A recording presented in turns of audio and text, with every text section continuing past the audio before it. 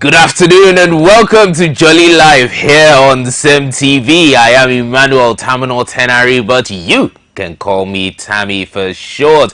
Of course, normally I'd be running with my co-anchor, my co-host, my co-everything, my, number two. I would have said my ride or die, but, I don't want to raise some kind of controversies. But, things happen, she's the weather oracle, so she needs to be under the weather to observe it. You understand, Also, we need to apologize for, that little discrepancy in our coming on air. We had to make sure everything was. Did you enjoy what you just saw?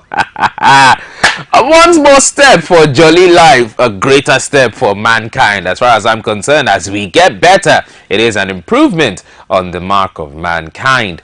Like I said earlier, this still is Jolly Live here on CEMTV, and I am Emmanuel Tamanor Tenari, but you can call me Tammy for short. Now, what we're going to talk about today is quite controversial, or at least I think it is quite controversial, and it's just something that has to do with a lot of religious backtalk, a lot of, what some people believe to be deception, a lot of what a lot of people have also said to be a complete misconception and mistranslation. So, if you want to find out what that is, don't go anywhere, because of course it's Jolly Life. We need to feel good, we need to get the vibe, we need to get the mood. So, before I bring to you what we're talking about today, we're going to go on a very short, when I say very short, because I really want to dance. I want you to dance, to enjoy music. So we're going to go on the short music break. When we come back, I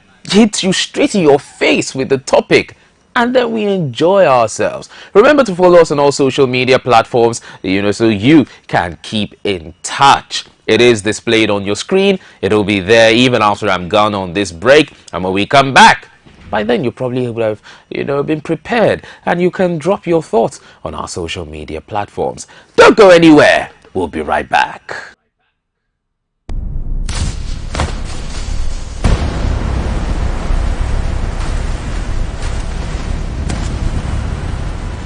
This is CEMTV, reliable news and entertainment.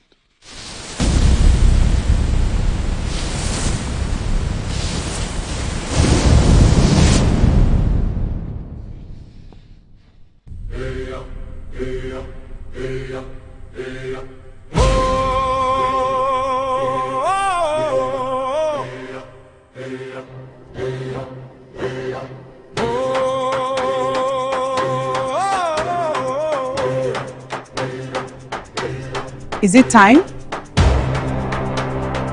I can't wait to see it.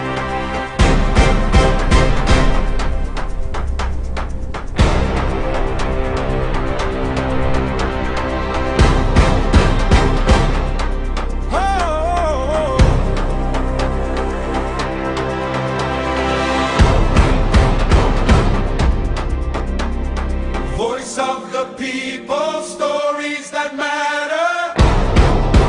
Oh wow! Truth in every moment, now and forever. Across every border, across every land, we form, we empower, together we stand.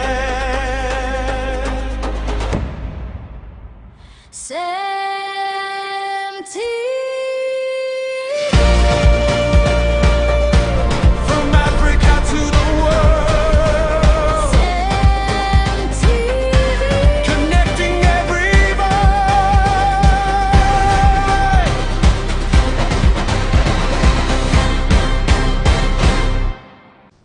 What's on your mind today? The goal by Victor Osimhen was amazing. The economy. Isn't that what's on everybody's mind? I would like to see more women in positions of authority. If you heard and saw it from CEMTV, you can take it to the bank.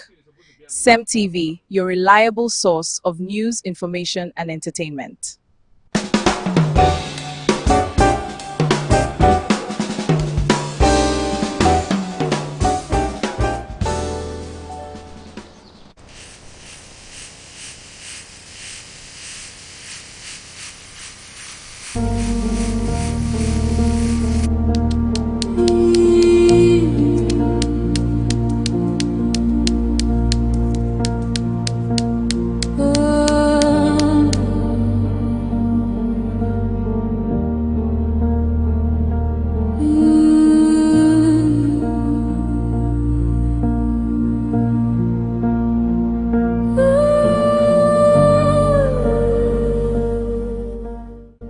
This is CEMTV, reliable news and entertainment.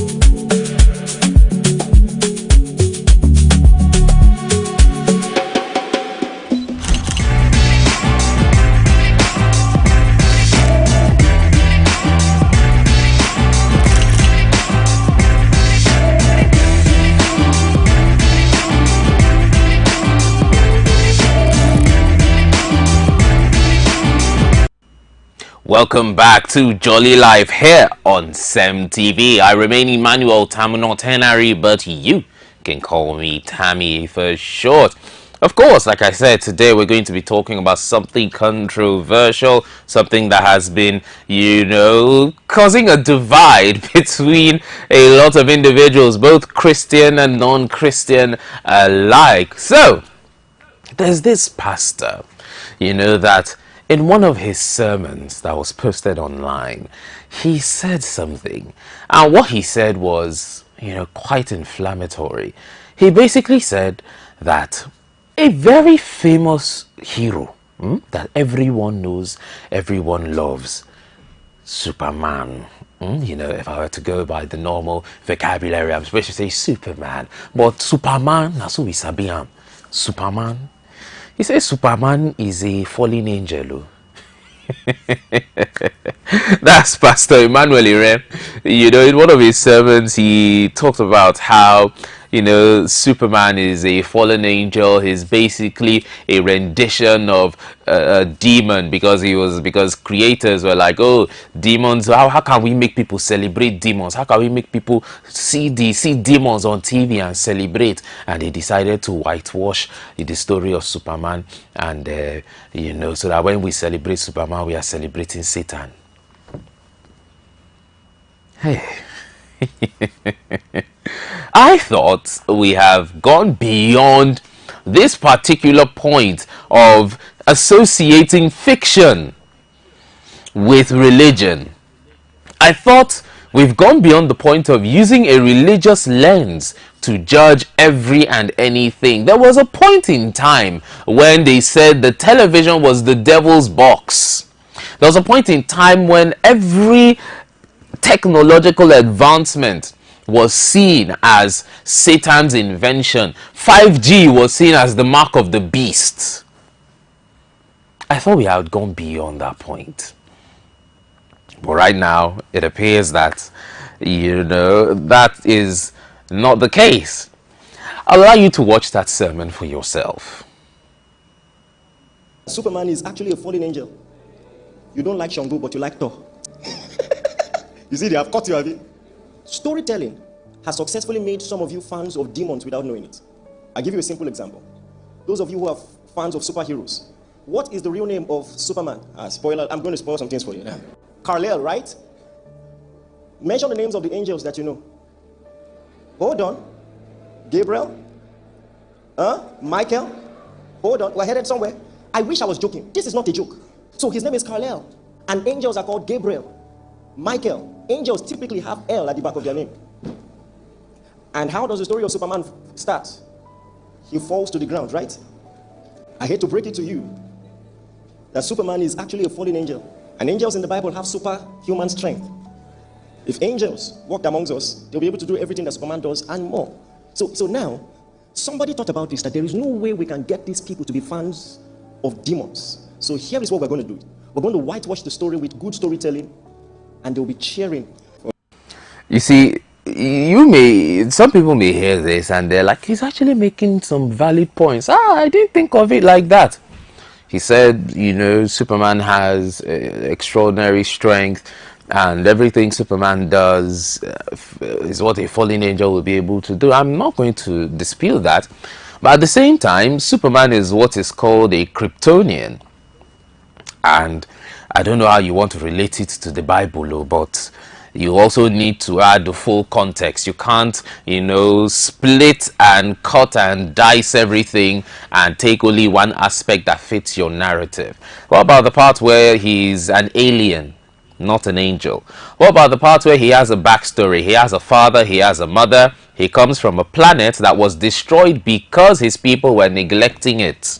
Not because they rebelled against anything, not because of any specific reason, but because his father, who is a scientist, warned the other people that, look, this planet is unstable. If we keep our technological advancement at the speed it's going, this planet will fail. That is Superman's backstory. He didn't just fall to the ground. He didn't fall from heaven. He came from a different planet, light years away, and that planet was destroyed because of scientific reasons. Superman is a living, what some people would call a living solar battery.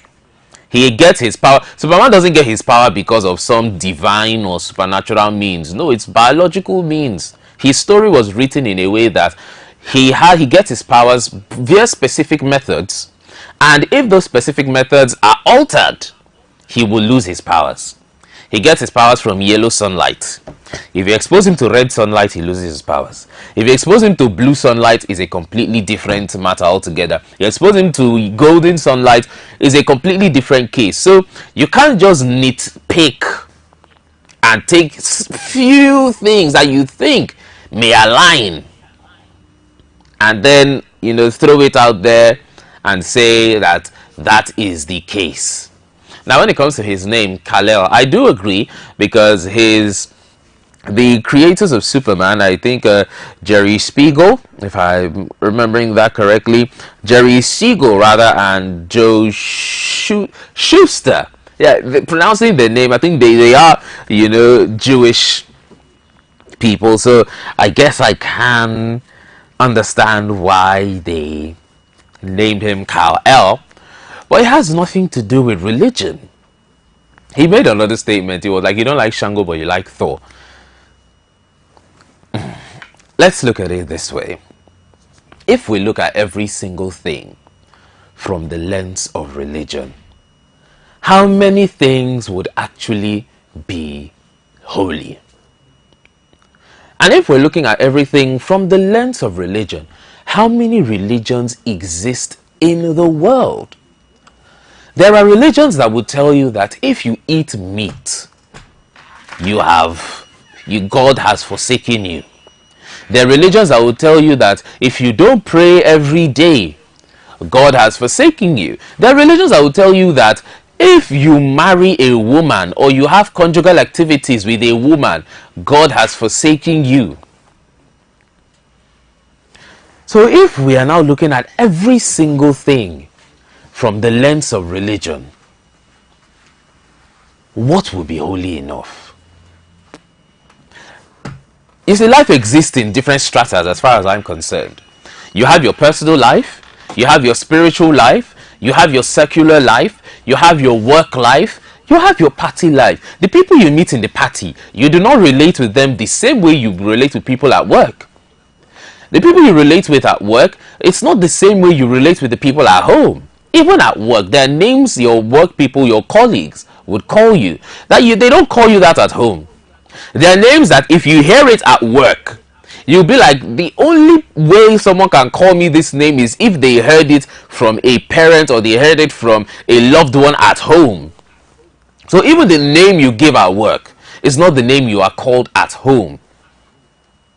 The way you behave at home is not the way you behave at work. If you're good at your work, you're productive, you're turning over results, but at home you're lazy. But every single time you come to work, you deliver. Should one judge you from your work, or should one judge you from your home?